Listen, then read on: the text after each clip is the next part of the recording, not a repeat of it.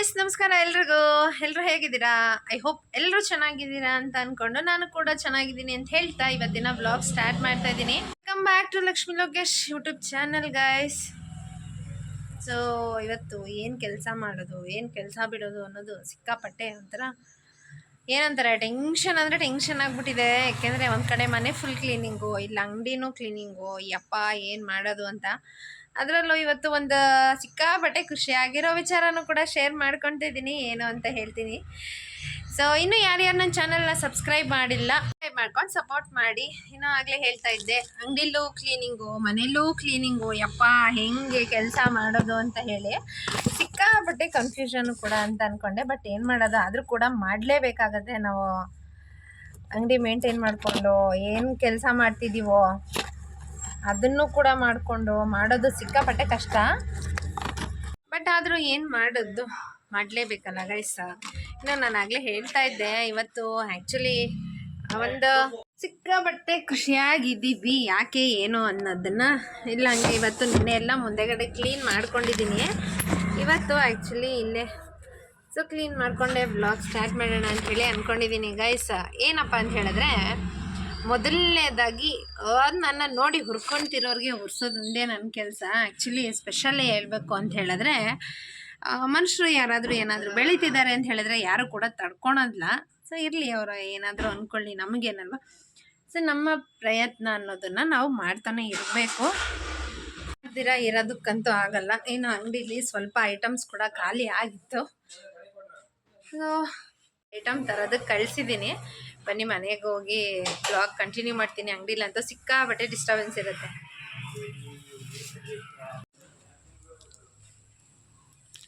ಎಷ್ಟದ ಡಾರ್ಕ್ದ ಎಷ್ಟು ತಗೋಣ ನೋಡಿ. 70-80 ಬಿದ್ದರೆ ಇನ್ನೊಂದು 2 ತರಬೇಕಿತ್ತು.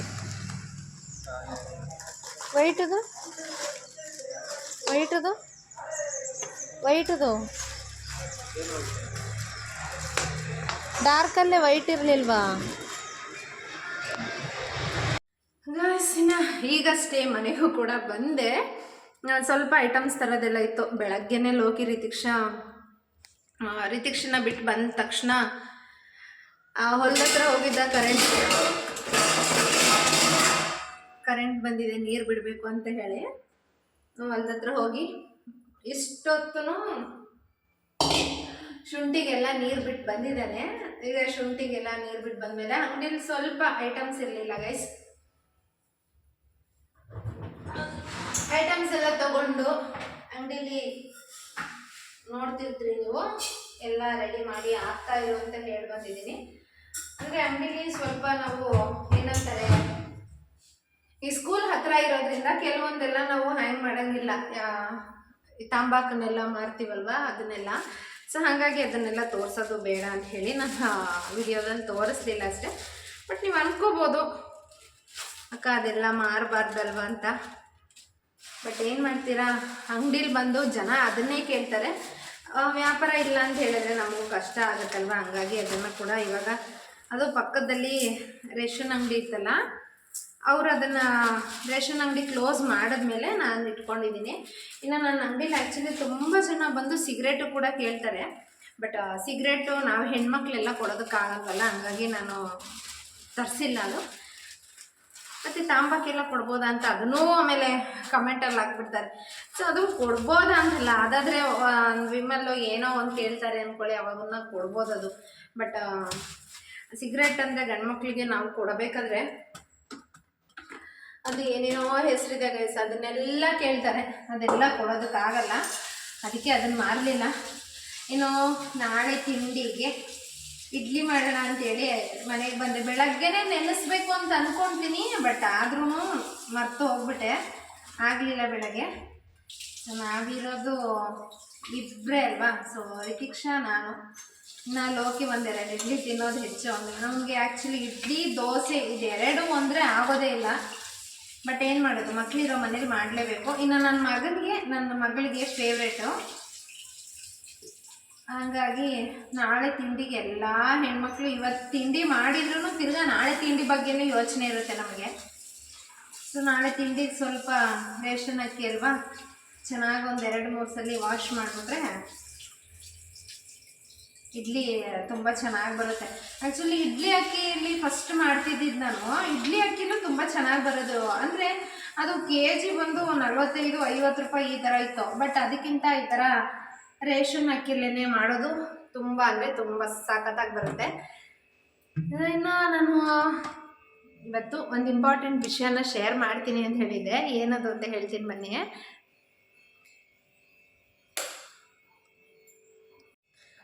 ಏನದು ಇಂಪಾರ್ಟೆಂಟ್ ವಿಷಯ ಅನ್ನೋದನ್ನು ಮೊದಲಿಗೆ ಶೇರ್ ಮಾಡಿಬಿಡ್ತೀನಿ. ತುಂಬ ಕ್ಯೂರಿಯಾಸಿಟಿ ಇರೋದೇನು ಬೇಡ. ನನ್ನ ಆ್ಯಕ್ಚುಲಿ ತುಂಬ ಜನ ಕೀಳಾಗಿ ನೋಡಿದ್ದಾರೆ ಅಂತ ಈಗಾಗಲೇ ನಿಮಗೆ ಗೊತ್ತಿದೆ. ಅದರಲ್ಲೂ ಮನೆ ಕಟ್ಟಿದಾಗ ಎಷ್ಟು ಅವಮಾನ ಮಾಡಿದ್ರು, ಮನೆ ಇಲ್ಲ ಅಂತ ಎಷ್ಟು ಅವಮಾನ ಮಾಡಿದ್ರು, ಮನೆ ಆದಮೇಲೆ ಎಷ್ಟು ಜನ ಹೊಟ್ಟೆ ಹುರ್ಕೊಂಡ್ರು, ಮನೆ ಆದಮೇಲೆ ಎಷ್ಟು ಜನ ಎನಿಮೀಸ್ ಆಗಿಬಿಟ್ಟಿದ್ದಾರೆ. ಇದನ್ನೆಲ್ಲ ನಾನು ಆಲ್ರೆಡಿ ನನ್ನ ಬ್ಲಾಗಲ್ಲಿ ನಾನು ಶೇರ್ ಮಾಡಿದ್ದೀನಿ. ಜನ ಹಿಂಗಿದ್ರೂ ಮಾತಾಡ್ತಾರೆ.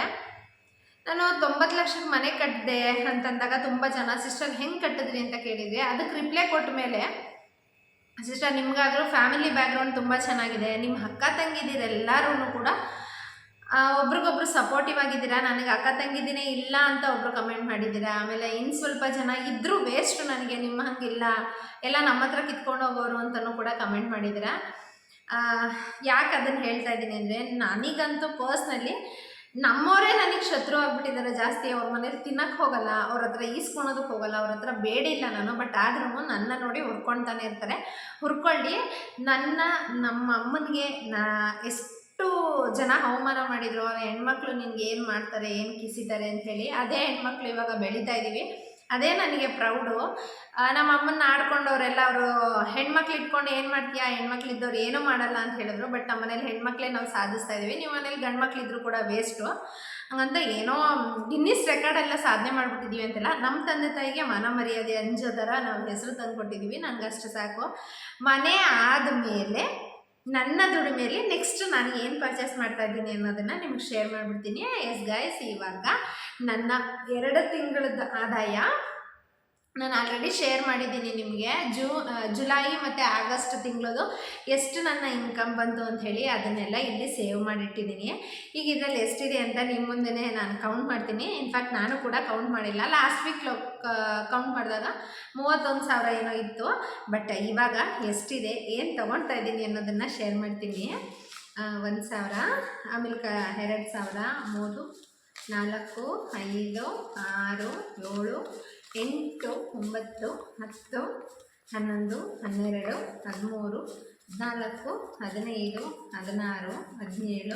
20, 21, 22, 23, 24,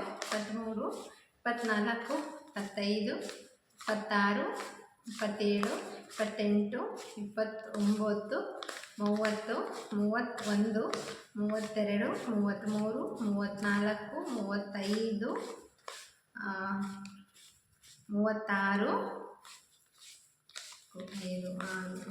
35, 36, 5, 6, 7, 8, 9, 10, 37,400 ರೂಪಾಯಿ ಇದೆ.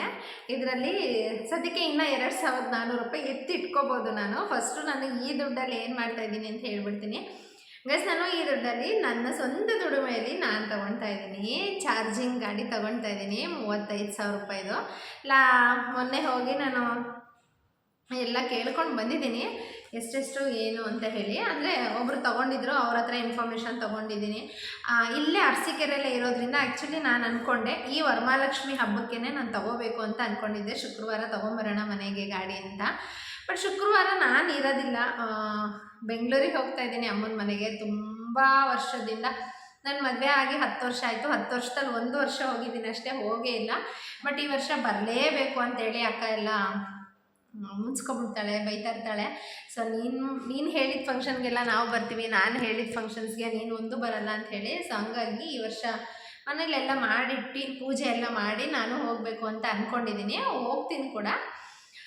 ಸೊ ಹಾಗಾಗಿ ವರಮಹಾಲಕ್ಷ್ಮಿ ಹಬ್ಬದ ದಿನ ತರೋದು ಬೇಡ ಅಂತ ಅಂದ್ಕೊಂಡಿದ್ದೀನಿ. ನೋಡೋಣ, ನೆಕ್ಸ್ಟ್ ಶುಕ್ರವಾರನೇ ಯಾವಾಗಾದರೂ ತೊಗೊಂಡು ಬರ್ತೀನಿ. ಒಟ್ಟು ನನ್ನ ದುಡಿಮೆಯಲ್ಲಿ ನಾನು ತೊಗೊಳ್ತಾ ಇದ್ದೀನಿ ಅನ್ನೋದು ನನಗಂತೂ ಸಿಕ್ಕಾಪಟ್ಟೆ ಖುಷಿ ಇದೆ. ಯಾಕೆ ಶೇರ್ ಮಾಡ್ತಿದ್ದೀನಿ ಅಂತ ಹೇಳಿದ್ರೆ, ನನಗೆ ಆದಷ್ಟು ತುಂಬ ಜನ ಹೇಳ್ತಾ ಇರ್ತಾರೆ, ಹೇಳಿದ್ರು ಕೂಡ ಹೇಳ್ತಾ ಇದ್ದಾರೆ, ಅವ್ರಿಗೆಲ್ಲ ನಾನು ಏನು ಹೇಳ್ತೀನಿ ಅಂತ ಹೇಳಿದ್ರೆ, ನಾಯಿ ಬೊಗಳಿದ್ರೆ ದೇವಲೋಕ ಏನು ಹಾಳಾಗಿ ಹೋಗೋದಿಲ್ಲ ಅಂತ ಅನ್ಕೋತೀನಿ. ಯಾಕಂದರೆ ಮನುಷ್ಯನಿಗೆ ಏನಾದರೂ ಒಂದು ಮಾಡ್ತಿದ್ದಾನೆ ಅಂತ ಹೇಳಿದ್ರೆ ಅವನಿಗೆ ಜಾಸ್ತಿ ಎನ್ಕರೇಜ್ ಮಾಡೋದಕ್ಕಿಂತ ಜಾಸ್ತಿ ಅವನಿಗೆ ಅವ್ನು ಕುಗ್ಗೋಗ್ಬಿಡ್ಬೇಕು, ಆ ಥರ ಮಾತಾಡ್ತಾ ಇರ್ತಾರೆ. ಮನೆ ಇಲ್ಲ ಅಂದಾಗ ನನಗೆ ಎಷ್ಟು ನೋವಾಗಿತ್ತೋ ಇವಾಗಲೂ ಕೂಡ ಅಷ್ಟೇ ನೋವಾಗುತ್ತೆ. ಇನ್ನು ನೆಕ್ಸ್ಟ್ ವೀಕಿಂದ ಆ್ಯಕ್ಚುಲಿ ಲೋಕಿ ಇನ್ನು ಹೊರಗಡೆ ದುಡಿಯೋದಕ್ಕೆ ಸ್ಟಾರ್ಟ್ ಮಾಡ್ತಾರೆ. ಈಗ ಆಷಾಢ ಅಂತ ಹೇಳಿ ಹೋಗ್ತಿರ್ಲಿಲ್ಲ. ಅವರು ಮಾಡೋದು ಬಂದು ಮರಿ ವ್ಯಾಪಾರ ಮಾಡ್ತಾರೆ. ತುಂಬ ದೂರ ದೂರ ಹೋದರೆ 2 ದಿವಸ 3 ದಿವಸ ಈ ಥರ ಮನೆಗೆ ಬರೋದೇ ಇಲ್ಲ. ರಿತಿಕ್ಷನ್ನ ಇನ್ನು ಟ್ಯೂಷನಿಗೆ ಹಾಕಿರೋದು ತುಂಬ ದೂರ ಇದೆ, ನಾನಿರೋ ಕಡೆಯಿಂದ ಅಲ್ಲಿಗೆ. ಅಷ್ಟೊತ್ತಲ್ಲಿ 9 ಗಂಟೆ ನೈಟಲ್ಲಿ ನಾನು ನಡ್ಕೊಂಡು ಹೋಗಿ ಕರ್ಕೊಂಬರೋವಂಥ ಜಾಗ ಅಲ್ಲ. ನಿಮಗೆಲ್ಲ ಗೊತ್ತೇ ಇರುತ್ತೆ ಹಳ್ಳಿ ಕಡೆ ಅಂದರೆ ಹೆಂಗಿರುತ್ತೆ ಅಂದರೆ. ಇನ್ನು ಬೆಂಗಳೂರು ಥರ ಸಿಟಿ ಆದರೆ 10 ಗಂಟೆ ಇಲ್ಲ 11 ಗಂಟೆ ಆದರೂ ಕೂಡ ಜನ ಓಡಾಡ್ತಾನೆ ಇರ್ತಾರೆ. ಬಟ್ ಇಲ್ಲ ಹಂಗಿಲ್ಲ, 7 ಗಂಟೆ ಅಷ್ಟರಲ್ಲಿ ಎಲ್ಲ ಲಾಕ್ ಆಗಿಬಿಡುತ್ತೆ. ಹಳ್ಳಿಗಳಲ್ಲಿ ನಿಮಗೆಲ್ಲ ಗೊತ್ತಿರುತ್ತೆ. ಸೊ ಅಷ್ಟು ದೂರ ನಾನು ಹೋಗಿ ಕರ್ಕೊಂಬರೋದಕ್ಕಾಗಲ್ಲ, ಗಾಡಿ ಬೇಕಾಗುತ್ತೆ. ಇವಾಗ ಲೋಕಿ ಕೂಡ ಹೊರಗಡೆ ಹೋಗ್ತಿಲ್ಲ, ಹೋಗೋದಕ್ಕೆ ಸ್ವಲ್ಪ ಕಷ್ಟ ಆಗಿದೆ. ಹಂಗಾಗಿ ಇಲ್ಲೇ ಮನೇಲೇ ತಕ್ಕೊಡೋದಕ್ಕೂ ಅವನಿಗೂ ಕಷ್ಟ ಆಗುತ್ತೆ. ಸೊ ನನ್ನ ದುಡಿಮೇಲೆ ನಾನೇ ತೊಗೊಳೋಣ ಅಂತ ಅಂದ್ಕೊಂಡೆ. ಹಂಗಂತ ನಾನು 5 ದುಡ್ಡು ಏನು ಲೋಕಿಗೆ ಮತ್ತೆ ಕೊಡಬೇಕು ನನಗೆ. ಬಟ್ ಆದ್ರೂ ನನ್ನ ಸಂಪಾದನೆ ಏನೋ ಒಂದು ಕಷ್ಟ ಅಂತ ಬಂತು ಅಂದರೆ ಹೆಣ್ಮಕ್ಳ ಕೈಯಲ್ಲಿ ದುಡ್ಡು ಇರಲೇಬೇಕು. ಎಲ್ಲದಕ್ಕೂ ಡಿಪೆಂಡ್ಸ್ ಅವ್ರ ಮೇಲೆ ಆಗಿರೋದಕ್ಕಾಗಲ್ಲ. ನನಗೆ ಸ್ಯಾರಿ ಬಿಸ್ನೆಸ್ಸಲ್ಲೇ ನನಗೆ ವರ್ಕೌಟ್ ಆಗೋದು ಜಾಸ್ತಿ. ನಾನು ಹೇಳಿದ್ದೀನಿ ಸಿಸ್ಟರ್ಸು ಕೂಡ ತುಂಬ ಸಲ, ಸ್ಯಾರಿ ಬಿಸ್ನೆಸ್ ಮಾಡಿ ನಾನು ಲಾಸ್ ಆದೆ ಅಂತ ಹೇಳ್ತಾನೆ ಇರ್ತೀರಾ. ಬಟ್ ನಾನು ಆಗಲೇ ಹೇಳ್ದಂಗೆ ನೀವು ರಿಟರ್ನ್ ಆಪ್ಷನ್ ಇರೋ ಜಾಗದಲ್ಲಿ ಡ್ಯಾಮೇಜ್ ಆಪ್ಷನ್ಸು ಮತ್ತು ಆಫ್ಟರ್ 6 ಮಂತು ಅದೇನಾದರೂ ಸೇಲ್ ಆಗಿಲ್ಲ ಅಂದರೆ ತಿರ್ಗಾ ಅವ್ರಿಗೆ ಕೊಡೋ ಥರ ಈ 3 ಆಪ್ಷನ್ ಇರೋ ಅಂಗಡಿಲಿ ತೊಗೊಂಡು ಬನ್ನಿ. ನಿಜವಾಗ್ಲೂ ನಿಮಗೆ ವರ್ಕೌಟ್ ಆಗುತ್ತೆ. ಯಾಕೆಂತ ಹೇಳಿದ್ರೆ ನೀವು ಅವ್ರ ಹತ್ರ ಮತ್ತೆ ಸ್ಟಾಕ್ ತರ್ತಾ ಇರ್ಬೋದು. ಸೇಲ್ ಆಗಿಲ್ಲ ಅಂದರೆ ಇದನ್ನು ಅದೇ ರೇಟಿಗೆ ವಾಪಸ್ ಕೊಡ್ತೀರಲ್ವ ಅವ್ರಿಗೆ, ಅವಾಗ ಟೆನ್ಷನ್ ತೊಗೊಳೋವಂಥದ್ದೇ ಇರೋಲ್ಲ. ನೀವು ಲಾಭ ಇಟ್ಕೊಂಡು ಮಾಡ್ಬೋದು, ಪ್ರಾಫಿಟ್ಟು ಕೂಡ ಆಗುತ್ತೆ. ಈಗ ನಾನು ನನ್ನ ಪ್ರಾಫಿಟ್ಟಲ್ಲಿ ನಾನು ದುಡ್ದಿರೋ ದುಡ್ಡಲ್ಲಿ ತೊಗೊಳ್ತೀನಿ ಅನ್ನೋದು ನನಗೊಂದು ಹೆಮ್ಮೆ. ಯಾರೆಲ್ಲ ನನ್ನ ಆಡ್ಕೊತಿದ್ರೋ ಅವ್ರ ಮುಂದೆ ನಾನು ಒಂದೊಂದೇ ಮಾಡ್ಕೋತಿದ್ದೀನಲ್ಲ ಅನ್ನೋದೇ ನನಗೆ ಖುಷಿ. ಭಗವಂತನ ಇಚ್ಛೆಯಿಂದ ನನಗೆ ಮಕ್ಕಳಿಲ್ಲ ಅಂತಂದಾಗ ಮಕ್ಕಳಾಯಿತು, ಗಂಡು ಮಗು ಇಲ್ಲ ಅಂತ ಗಂಡು ಮಗು ಆಯಿತು, ಮನೆ ಇಲ್ಲ ಅಂತ ಆಡ್ಕೊತಿದ್ರಿ ಮನೆ ಆಯಿತು, ಈಗ ಗಾಡಿ ಒಂದು ಬರ್ತಾಯಿದೆ. ಒಂದೊಂದೇ ನಿಧಾನ ಆದರೂ ಪರವಾಗಿಲ್ಲ, ಒಂದೊಂದೇ ತಗೊತಿದ್ದೀನಲ್ಲ ಅನ್ನೋದೇ ನನಗಂತೂ ಸಿಕ್ಕಾಪಟ್ಟೆ ಖುಷಿ ಆಗ್ತಾ ಇರೋದು. ಯಾರು ಏನು ಅಂದ್ಕೊಂಡ್ರು ನಮ್ಮ ಕಷ್ಟಕ್ಕೆ ನಮ್ಮ ಬೆನ್ನೆಲುಬಾಗಿ ಮೇನ್ ಮೊದಲನೇದಾಗಿ ನಮ್ಮ ಮನೆಯವ್ರು ನಿಂತ್ಕೋಬೇಕು. ಹಾಗೆ ಕಷ್ಟ ಅಂತಂದಾಗ ನಮ್ಮ ಮನೆಯವ್ರು ನಮ್ಮ ಜೊತೆ ಇರಬೇಕು. ಹಾಗೆ ಎಲ್ಲದಕ್ಕೂ ಸ್ಪಂದಿಸೋ ಗಂಡ ಒಬ್ಬ ಕರೆಕ್ಟಾಗಿದ್ದರೆ ಏನು ಬೇಕಾದರೂ ಸಾಧಿಸ್ಬೋದು ಅನ್ನೋದಕ್ಕೆ ಇದು ಒಂದೇ ಕಾರಣ. ಕೆಲವ್ರ ಮನೇಲಿ ಅಯ್ಯೋ ನೀನು ಯಾಕೆ ಮಾಡ್ತೀಯಾ, ನಾನು ದುಡ್ಕೊಂಬರ್ತೀನಿ ಅಂತ ಹೇಳ್ತಾರೆ, ಕಳಿಸಲ್ಲ ಅಂತ ಹೇಳ್ತಾರೆ. ಆಮೇಲೆ ನಮಗೆ ದುಡಿಯೋ ಶಕ್ತಿ ಇರಲ್ಲ. ಒಂದು 30 ವರ್ಷ 40 ವರ್ಷ ಆದಮೇಲೆ ಮಕ್ಕಳನ್ನ ಸಾಕೋದಕ್ಕೆ ತುಂಬ ಕಷ್ಟ ಆಗುತ್ತಲ್ಲ, ಆ ಥರ ಟೈಮಲ್ಲಿ ಏನಾದರೂ ದುಡಿಯೋಕೆ ಹೋಗು ಅಂತ ಹೇಳ್ತಾರೆ. ಆವಾಗ ನಮ್ಮ ಹೆಣ್ಮಕ್ಳ ಮೈಯಲ್ಲಿ ಶಕ್ತಿ ಇರಲ್ಲ, ಈ ಥರ ಆಗಿಬಿಡುತ್ತೆ. ದಯವಿಟ್ಟು ಯಾರೂ ಆ ಥರ ಇರಬೇಡಿ. ಇವಾಗ ಏನಾದರೂ ನಾನು ದುಡ್ದಿಲ್ಲ ಅಂತ ಹೇಳಿದರೆ, ನನ್ನ ಕೈಯಲ್ಲಿ ಏನೂ ಆಗಿಲ್ಲ ಅಂತ ಹೇಳಿದರೆ, ಲೋಕಿ ಮತ್ತೆ 1 ವರ್ಷ ದುಡ್ದು ಮತ್ತೊಂದು ವರ್ಷ ಸೇವ್ ಮಾಡಿ ನನಗೇನಾದರೂ ತಕ್ಕೊಡೋವರೆಗೂ ನಾನು ಕಾಯಬೇಕಾಗಿತ್ತು. ಇವಾಗ ಹಂಗಿರಲ್ಲ. ಬಟ್ ಅವ್ರು ನನಗೆ ರಿಟರ್ನ್ ದುಡ್ಡು ಕೊಡ್ಬೋದು. ಏನಂದರೆ ನಾನು ದುಡ್ದು ನಾನು ಒಂದು ಮಾಡ್ಕೊತಿದ್ದೀನಿ, ನಾನೊಂದು ಮಾಡಿದ್ರೆ ಅವನೊಂದು ಮಾಡ್ತಾನೆ ಅನ್ನೋದು ನನ್ನ ತಲೆಯಲ್ಲಿರುತ್ತೆ. ಸೊ ಇವಾಗ ನಾನು ದುಡ್ದು ಗಾಡಿ ತೊಗೊಂಡ ನೆಕ್ಸ್ಟ್ ನನ್ನ ಮಗನ ಬರ್ತಡೆಗೆ ಏನಾದರೂ ತೊಗೋಬೇಕು, ಅಥವಾ ನನ್ನ ಮಗಳ ಬರ್ತಡೆಗೆ ಏನಾದರೂ ತೊಗೋಬೇಕು, ನೀನು ಅರ್ಧ ದುಡ್ಡು ಹಾಕು ನಾನು ಅರ್ಧ ದುಡ್ಡು ಹಾಕ್ತೀನಿ ಅಂತ ಈ ಥರ ಇಬ್ಬರು ಏನಾದರೂ ಅರ್ಧ ದುಡ್ಡು ಹಾಕಿ ತೊಗೊಳ್ತಾನೆ ಇರ್ತೀವಿ. ತುಂಬ ಕನ್ಫ್ಯೂಷನಲ್ಲಿದ್ದೆ ನಾನು. 30,000 ರೂಪಾಯಿ ಗಾಡಿ ತೊಗೊಳೋದ, ಈಗ 35 ಅಂತೆ, 35,000 ರೂಪಾಯಿ ಗಾಡಿ ತೊಗೊಳೋದ, 60,000 ರೂಪಾಯಿ ಗಾಡಿ ತೊಗೊಳೋದ, ಅಥವಾ ಪೆಟ್ರೋಲ್ ಗಾಡಿ ತೊಗೊಳ್ಳ, ಏನು ಮಾಡೋದು ಅಂತ ಅನ್ಸೋದು. ಇನ್ನೊಂದ್ಸಲಿ ಅನ್ಸೋದು ಲೋಕಿ ಬೈಕ್ ಹೆಂಗಿದ್ರೂ ಹಳೇದಾಗ್ಬಿಟ್ಟಿದೆ, ಒಂದು ಪೆಟ್ರೋಲ್ ಗಾಡಿನೇ ತೊಗೊಂಡ್ಬಿಡೋಣ ಅಂತ ಅನ್ಸೋದು. ಆಮೇಲೆ ಒಂದೊಂದ್ಸಲಿ ಅನ್ಸೋದು ಪೆಟ್ರೋಲ್ ಗಾಡಿ ತೊಗೊಂಡ್ರೆ ಪೆಟ್ರೋಲ್ ಹಾಕ್ಸೋಕ್ಕೂ ದುಡ್ಡು ಬೇಕಾಗುತ್ತೆ. ನಾನು ಇಲ್ಲಿಂದ ಇಲ್ಲೇ ಓಡಾಡಿದ್ರು ಕೂಡ ಏನಿಲ್ಲ ಅಂತ ಹೇಳಿದ್ರು ಅಟ್ಲೀಸ್ಟ್ ಒಂದು 2 ತಿಂಗಳಿಗಾದರೂ 100 ರೂಪಾಯಿ ಬೇಕಾಗುತ್ತೆ ಅಲ್ವಾ. ನಾನೇನಂತ ರಫ್ ಯೂಸ್ ಏನೂ ಮಾಡಲ್ಲ.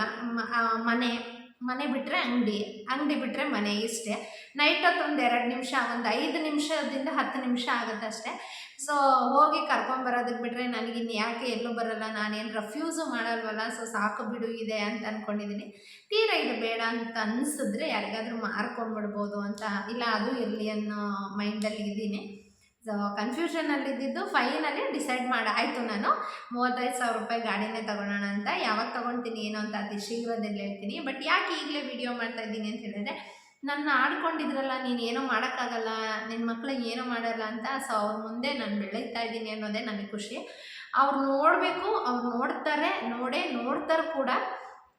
ನೀವು ಏನೇನು ಅಂದ್ಕೊಳ್ತೀರೋ ಅದೆಲ್ಲ ನನಗೆ ಆಶೀರ್ವಾದ ಅಂತ ನಾನು ಅಂದ್ಕೊಂಡ್ಬಿಡ್ತೀನಿ. ನನ್ನ ಮೇಲೆ ನೀವು ಎಷ್ಟೇ ಕೆಟ್ಟದ್ದು ಕಣ್ಣು ಹಾಕಿದ್ರು, ಕೆಟ್ಟದಾಗಿ ಮಾತಾಡಿದ್ರು, ಅವಳಿಗೆ ಎಷ್ಟು ಮೆರಿತಾಳೆ ಅಂತ ಅಂದ್ಕೊಂಡ್ರು ಕೂಡ ಪರವಾಗಿಲ್ಲ. ಬಟ್ ನಾನು ದುಡ್ದಿರೋದ್ರಲ್ಲಿ ನಾನು ಮಾಡ್ಕೊಳ್ತಾ ಇದ್ದೀನಿ, ಅದು ನನಗೆ ಹೆಮ್ಮೆ ಇದೆ. ಗಂಡ ಕೊಡಿಸ್ತಾರೆ, ಅದು ಮಾಡ್ತಾರೆ, ಮತ್ತೊಂದು ಮಾಡ್ತಾರೆ, ಅವ್ರ ಅಮ್ಮನ ಮನೆಯವ್ರು ಕೊಡ್ತಾರೆ ಅಂತೆಲ್ಲ ಮಾತಾಡ್ತೀರಾ. ಮಾತಾಡ್ಕೊಳ್ಳಿ. ನಮ್ಮ ಅಮ್ಮನ ಮನೆಯವ್ರು ನನಗೆ ಹೆಲ್ಪ್ ಮಾಡಿದ್ದೀರಾ, ಇನ್ಯಾರಿಗೆ ಹೆಲ್ಪ್ ಮಾಡ್ತಾರೆ? ನಿಮಗೆ ಮಾಡಬೇಕಾ? ಏನಿಲ್ವಲ್ಲ, ಅಮ್ಮನ ಮನೇಲಿ ಹೆಲ್ಪ್ ಮಾಡಿದ್ರು ನಾನು ಮತ್ತೆ ರಿಟರ್ನ್ ಕೊಡಲೇಬೇಕು.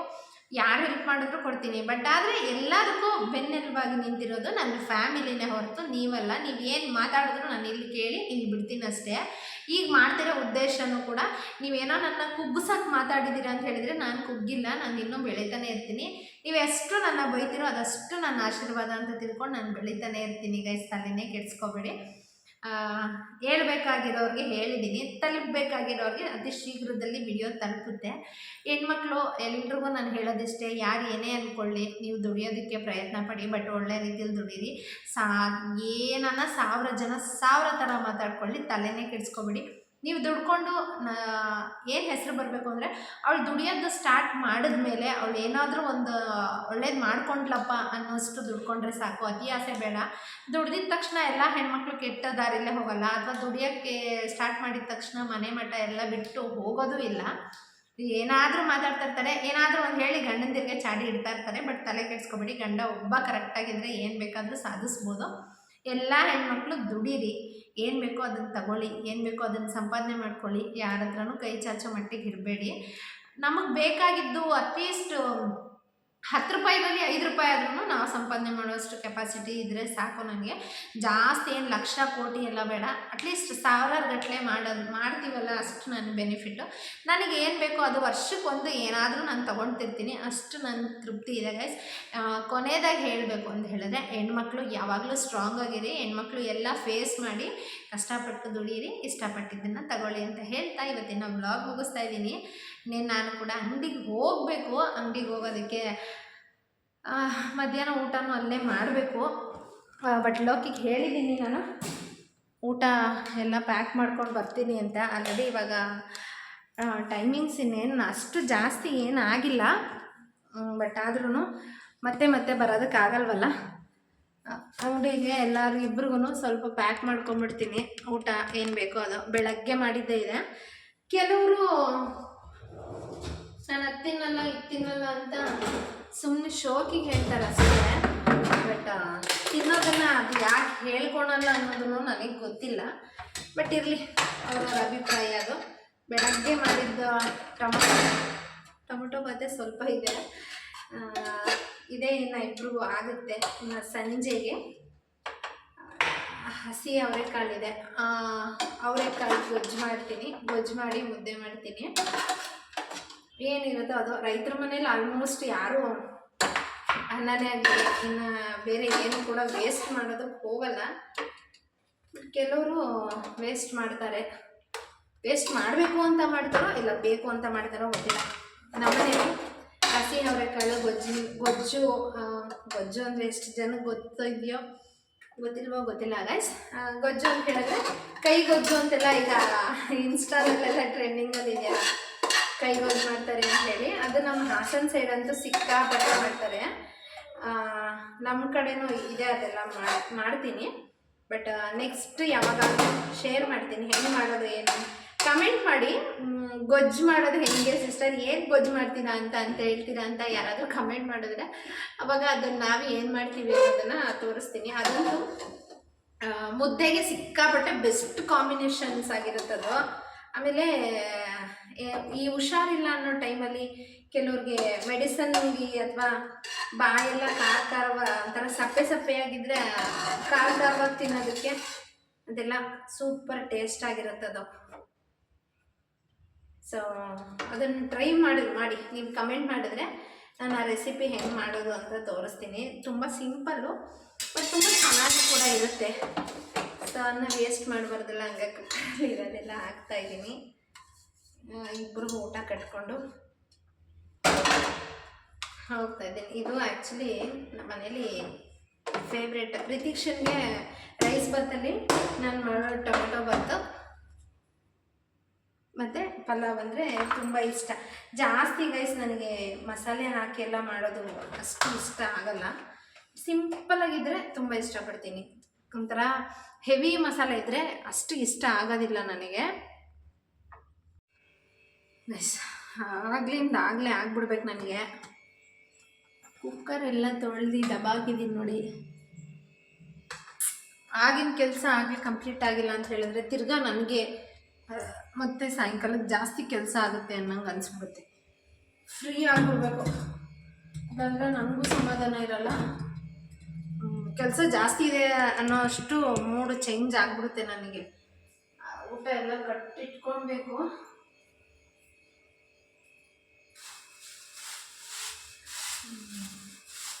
ಇಲ್ಲೇ ಎದುರುಗಡೆನೇ ಅಲ್ವಾ, ಸೊ ಕವರ್ಗೆ ಇಟ್ಕೋತೀನಿ ಅಷ್ಟೇ. ಕವರ್ಗೆ ಇಟ್ಕೊಂಡು ಪ್ಯಾಕ್ ಮಾಡಿಕೊಂಡು ಬಾಟ್ಲಲ್ಲಿ ನೀರು ತೊಗೊಂಡಿದ್ದೀನಿ.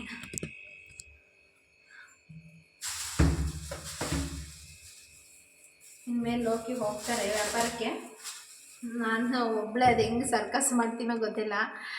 ಸಪೋರ್ಟಿವ್ ಆಗಿದ್ದರೆ ನಾನು ಆಗಲೇ ಹೇಳ್ದಂಗೆ ಏನು ಬೇಕಾದರೂ ಮಾಡ್ಬೋದು. ಬಟ್ ಸಪೋರ್ಟಿವ್ ಇಲ್ಲ ಅಂತ ಹೇಳಿದ್ರೇ ಸ್ವಲ್ಪ ಕಷ್ಟ ಆಗುತ್ತೆ.